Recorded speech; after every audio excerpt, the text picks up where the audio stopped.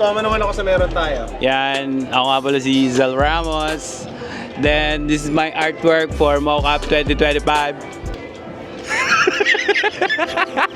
So, yung artwork ko ay sa ng pagbunta, pagdating, at pag-uwi. So, tatlong version siya pero isang kwento lang siya. Saan umuwi? Hindi, siya, kumbaga parang tungkol kasi yung buong tema ng show sa presence. So yung pinakamabilis ko na ng presence is pinakamabilis na pag-represent ko ng presence is syempre yung baby ko wala ngayon dito, hindi kami magkasama. So namimiss ko siya kaya ako siya ginawa. Tapos eto yon parang pagpunta niya sa amin tapos sabay labing-labing kami pagdating namin.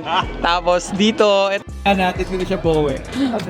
So ayun lang naman guys. So pinakasimpleng paraan lang na may di-deliver and please yun lang yun your thank you. Pag-show ng love mo, Nino. Oh yeah. Tapos parang inano ko lang siya dito, parang inatake ko siya na para picture yung dating kasi parang selfie nga siya. Tapos dito, sindatin ko na siya na Meron ka bang na-realize when you were making this? Kasi sa namimiss mo siya, wala siya dito. Pero you're making this as a parang dahil ano man ang feelings mo sa kanya?